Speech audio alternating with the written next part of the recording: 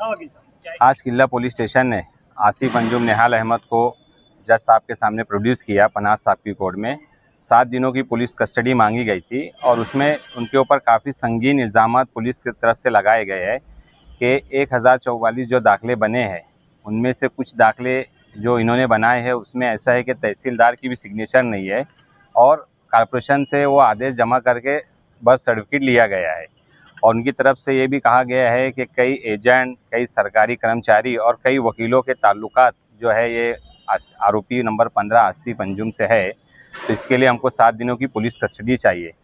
उसके जवाब में हमने कोर्ट को बताया है कि जब से ये 10 जून 2025 से ये एफआईआर रजिस्टर हुई है, कुल मिलाकर 6 से 7 आरोपी को अरेस्ट किया गया है। और हमेशा पुलिस की तरफ से कहा जाता है कि ये बोगस डॉक्यूमेंट कहाँ बने, किसने बनाया, हमको उसकी इन्वेस्टिगेशन करना है। लेकिन अभी तक पुलिस किसी भी नतीजे पर नहीं पहुंची है। हमने कोर्ट को ये बताया कि अगर किसी आदेश पर सिग्नेचर नहीं है और उसके ऊपर कॉर्पोरेशन ने बर्थ सर्टिफिकेट इशू की है तो ये जिम्मेदारी जो है कॉर्पोरेशन के हेल्थ ऑफिसर की है, कॉर्पोरेशन में काम करने वाले लोगों की है।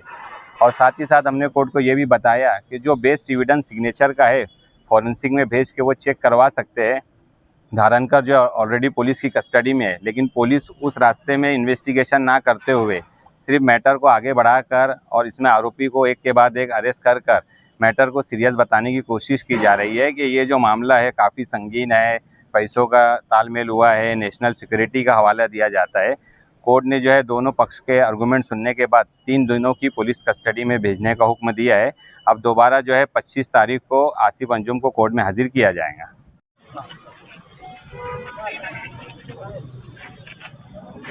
आज आसिफ अंजुम जो नयापुरे के रहने वाले हैं उनको 103 किला पुलिस स्टेशन में जो हेल्थ ऑफिसर ने फरियादी बनकर कंप्लेन की थी उसमें आरोपी बनाया गया और उस पर साइन नहीं है तहसीलदार की। हम अव्वल दिन से ये बात बोल रहे हैं कि पुलिस डिपार्टमेंट उसकी फॉरेंसिक जांच करा ले 1044 की कि वो साइन तहसीलदार की है कि नहीं है, मगर वो ना करते हुए आम लोगों को बिला वजह परेशान करने का काम किया जा रहा है।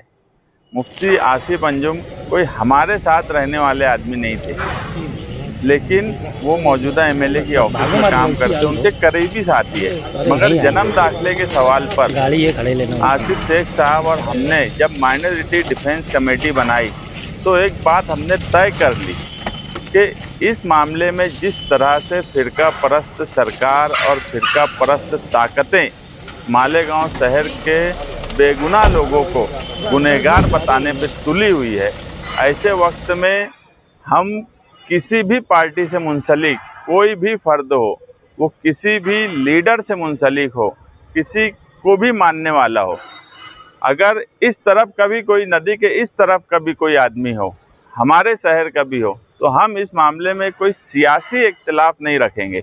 माइनॉरिटी डिफेंस कमेटी उसके लिए केस भी लड़ेंगी, उसकी जिस तरह से मदद हो सके वो मदद भी करेंगी। और यही वजह है कि जब मुफ्ती आसिफ अंजुम को कल गिरफ्तार किया गया और वो हमसे राब्ते में आए तो हमने ये बोला कि यार हम उसके लिए पूरी कोशिश करेंगे और हम कोशिश कर रहे हैं। और इंशाअल्लाह किला पुलिस स्टेशन में जो एफआईआर है इसमें बेल, पीछे जो कुछ लोग थे उनकी बेल हुई है और हमें पूरी उम्मीद है कि इस लड़के की भी जल्द से जल्द बेल हो जाएंगी। और जन्म दाखिला मामले में जो बाकी के लोग जो गिरफ्तार है कई महीनों से, तो उनकी जमानत को लेकर क्या मामला है, क्या है?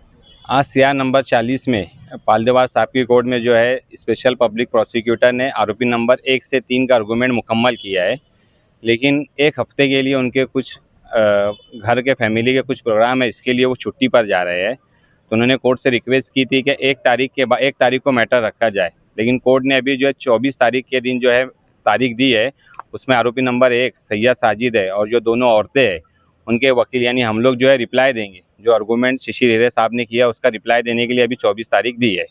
और जो सीआर नंबर 51 है उसमें जो है कोर्ट ने एक वकील जो है यानी जिनके रिप्लाई बाकी रह गए थे उनके लिए जो है कल की तारीख दी है। अगर वो कल रिप्लाई देते हैं तो उनका रिप्लाई सुनने के बाद ऑर्डर की तारीख दी जाएंगी, और अगर वो कल रिप्लाई नहीं देते तो कोर्ट ने साफ लफ्ज़ों में कहा है कि फिर मैं मैटर ऑर्डर के लिए रख दूंगा।